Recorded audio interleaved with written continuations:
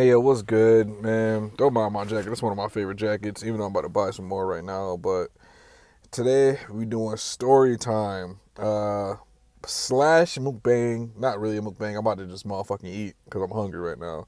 So what I'm eating today is Raising Cane's. If y'all never had it before, y'all missing out. This is some good ass chicken. A lot of people compare it to Zaxby's. So they say Zaxby's is good. They say Raising Cane's is good. Yeah, I mean, it is fire. They gave you some Texas toast. Look at this big ass piece of toast. I got it toasted on both sides. I was like, look like that. They only do one size. The thing is, the sauce. The sauce got crack in it. If y'all ever had anything with crack in it, y'all know what it tastes like. But that sauce is crazy. I got like 3 of them sitting in the thing. And they specialize in chicken fingers. They call these fingers, but these is tenders. Where we come from, New York, these are not chicken fingers. These are chicken tenders, all right? But they call them, they first started calling them fingers, but then you got, crinkle cut fries. All right, so today's story, my first story, I'm going to make this in a series too. So there's going to be more stories. But this one's very important. This one's very current. Um, this story is my COVID-19 story. Yes, I had COVID-19. Yes, that shit hurt. Yes, almost died from it, supposedly. I mean, the way I was feeling, yeah, I feel like I was dying. I was going to be on my couch just smoked. But we'll get into that story. Um, People that know about it, thank you for checking in on me. People who didn't know about it, yes, I did have COVID and I survived COVID. Yes, COVID is real. But at the same time, it gives me some suspicions, but it's real. I mean, I don't know. I'm in a toss up. I had it, but it's just one of them things where I'll explain it, and then you get your own answers from it. To where it like being a person that does research and conspiracy theories and stuff like that. It's one of the things like, yeah, it's real, but it's just like how they went about it in the hospital. To me, it was just like, okay, all right, you know what I mean? But I still had it, so I have to believe it, right? It's iffy. It's one of the things. Is 80%, 20%, 80% true, 20%. I'm still, I don't know. Okay, so this is the story. So I had to fly back to New York. New York is a hot spot. I'm in Las Vegas. Las Vegas was a hot spot for a while too, but New York is a hot spot. Flew back with my son. My son had tested on his own. He was negative. He had to test automatically because he was starting school. I got there. I was there, hanging out with people, hanging out with friends. I was quarantining at my home, right? um, Key things. One thing, I was doing studio sessions with multiple people. Fine. I went to the store, and mind you, I'm coming from Las Vegas. It was warm here. It's in the hundreds. So I went home in September, like in the beginning of September, with light clothing. I went to the store with just my mask on and the t-shirts and sweatpants. It started to sprinkle then. I was like, fuck. So I'm like, damn it, I might get sick. And the next morning, I felt little congested. I was like, okay, this might be because I didn't have a coat on. I think 2 days later, I had another session, right? And me and my bro, Kamari, was drinking, partying, and stuff like that. Well, not partying, we were drinking and recording. I don't know why I said partying. We just had multiple drinks. We were recording the song. Earlier that day, a bunch of people came over, and my cousin had that Skull vodka. It comes in a Skull. We were drinking that. And so me and Kamari was toe up recording. So the next morning, I'm sitting there like, okay, damn, I feel terrible. I just thought since I've been drinking since I was 15, my body's not used to it anymore. So I'm like, damn, I'm messed up right now. This is a crazy hangover. I was wrong, I guess, apparently.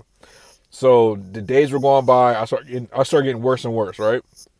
When he gets sick, you start getting a little deaf in the ear. So I started feeling like shelled out and deaf and weird, like I was outside of my body, right? So I'm like, all right, this is a natural cold. I didn't have my coat on. I kept saying it because I ain't had no coat. I kept telling all my friends, oh, it's because I didn't have no coat on. So I'm probably a little sick from that because I'm coming from different weathers. I'm coming from a hot weather to here. It's probably affecting me, right? So I remember my brother ended up getting a steak and cheese sub, and I was eating it. I was like, okay, all right, cool. I mean, it's all right, but I don't know where you got this from. And he came downstairs. I'm like, yo. And I know he remembers too. He came downstairs. I'm like, yo. It's either I'm used to the Las Vegas food or this sub didn't have no flavor to it. He's like, yeah, man, it was a little nasty. I was like, yeah, I ain't taste no flavor to it. So boom, that's number one. Number two. Oh, let me eat this. Shit. This shit is so good. Number two. I ended up a few days later. I ended up ordering another sub. Back home, we have a place called Frankie's. A lot of people don't really try to eat at Frankie's because they got rats, but nigga, like a lot of places that got oily shit and rats, they be good as hell. That's my opinion. They be good. I don't know why. It's probably the rat shit. Who knows? But I had a Frankie's sub with banana peppers on it. This is how I kind of fully knew. I had the banana peppers. I bit into the sub. I could not taste no banana peppers whatsoever. I was still kind of denying it, but I was kind of shook like, fuck, I hope I ain't got COVID. I hope I ain't got it. I can't taste these banana peppers, and I can barely smell right now. This might be it. Like, I might really have it. But I was showing no other symptoms besides, like, those two things, right? So, later on in the week, I started getting sick as hell. I started feeling terrible. I started feeling like I had a fever. My body was rushing. Yes, that's a term to me. My body was rushing with heat, and then I'll get cold. I was in a sweatsuit the whole time. Whenever I get sick, you'll see me in a sweatsuit because I'm sitting there really just chilling. That's my blanket. That is my sweat outfit. That is everything for me. So I had that on, right? And I was sweating like every night. But in the morning, I'll be fine.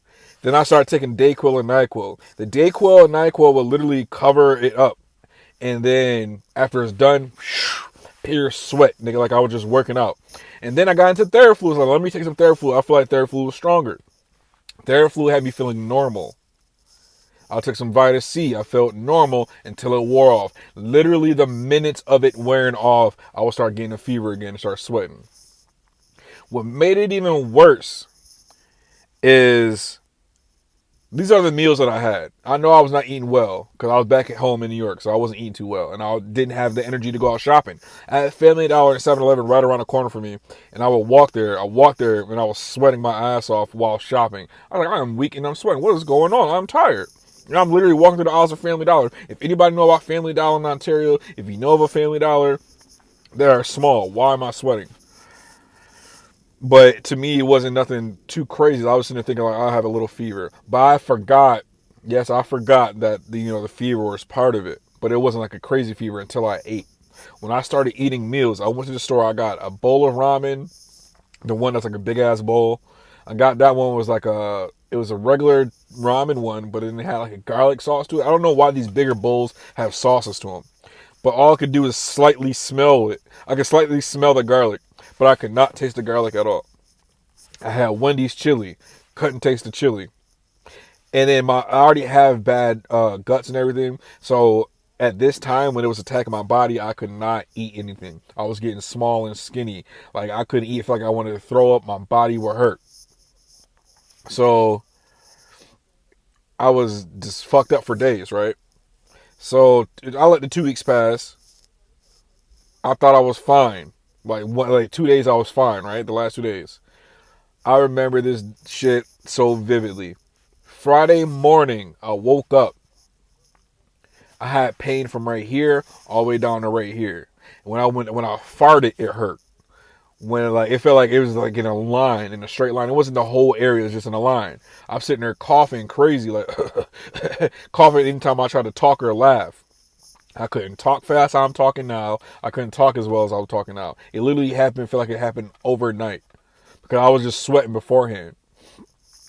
So I'm sitting there laying on the couch because that's where I was at when I was staying there. So I was laying on the couch and I tried to roll over. All this shit hurt over here. It hurt right here and it hurt right here. I went upstairs to go pee. It slightly hurt. I went to go take a doo-doo on number 2. That shit was hurting. Felt like it was like bulging like that. I was like, oh no, I'm fucked up. Like, I need to go to the hospital tonight. I hit up one of my friends, told me like, yo, just like I'm feeling worse. I was talking to them the whole time to, let them know what was going on. I was talking to like a couple of my friends, and so I went. I was like, I'm about to just go back to sleep because I'm tired. So I went back to sleep. I woke up. Everything was worse. It was nighttime. Things feel worse in the dark. I was in the dark because I had only the TV on. I think I was watching like the Get Up or something like that. That show, the Get Down, the Get Up. What I think it's called, the Get Down. I was watching that shit, and I could like barely see it. My vision was fucked up. The lights was off in there. It felt completely worse. And I hit it one of my friends like, yo, I need to go now. Like, I'm feeling terrible. Like, I need to go to the hospital right now. So I ended up getting to the hospital at like midnight. Um, they were treating me like I already had COVID because the symptoms I was saying. I was more so talking about the pain and everything, how my breathing was messed up because when they were asking me to breathe in, breathe out, I was like that, like skipping breaths. So I sat there for a little while. I think it was like, no, it wasn't midnight. It was like 2 in the morning because I got admitted around like 9. So I was in there watching TV, getting blood drawn. They already handled me like I had COVID and stuff like that.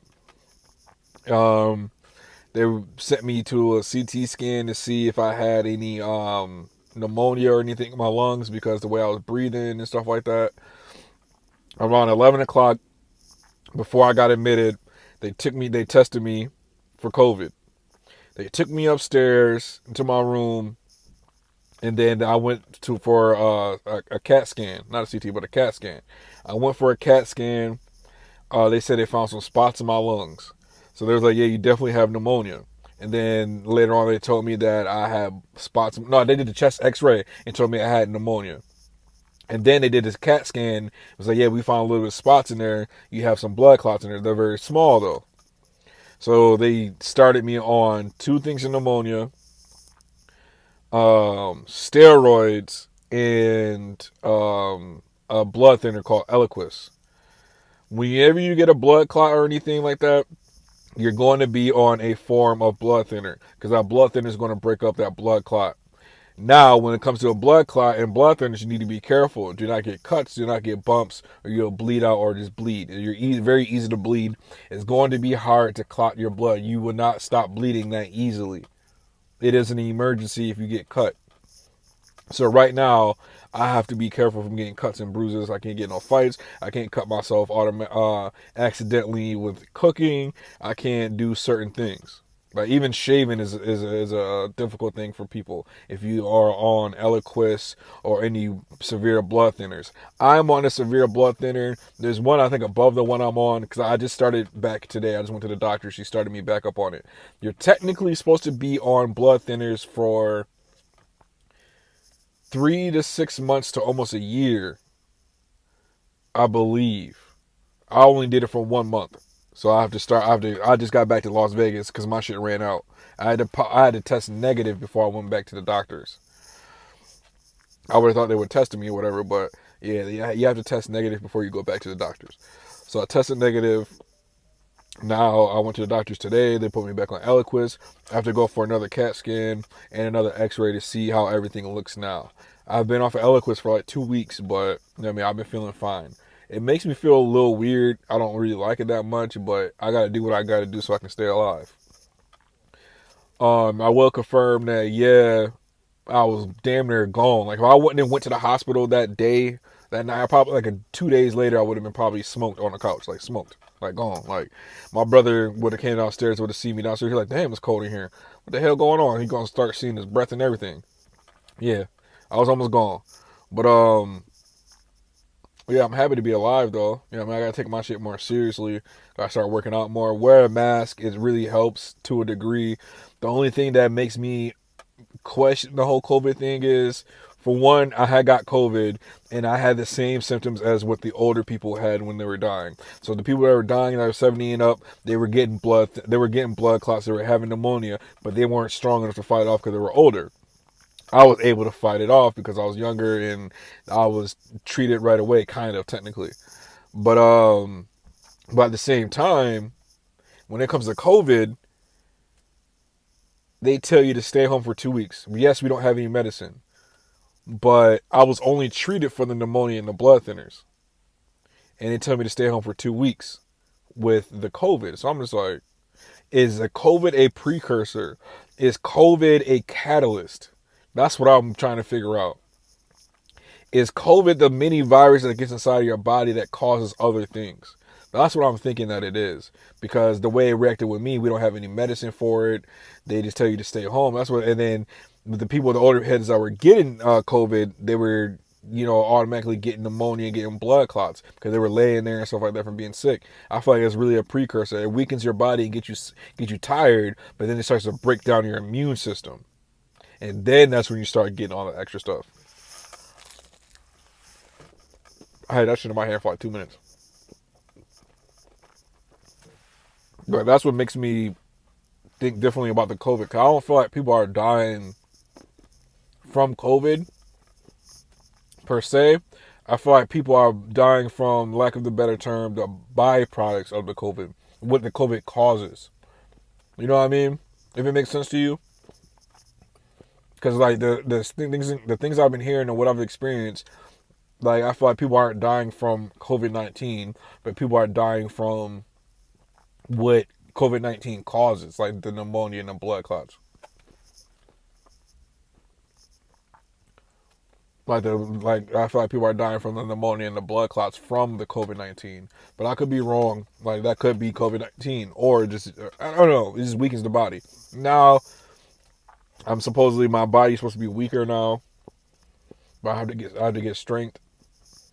I have to work on my lung because now I have scar tissue in my lung from having pneumonia. I mean not pneumonia, from having the PE, pulmonary embolism. That's what it's called. I've been fine, but I have to, work out a little bit more. When I first started getting better after having it, I was weak as hell. I was sweating for no reason, from like simple shit, because my body wasn't strong enough anymore. But yeah, I would say wear those masks, wash your hands, wash your ass.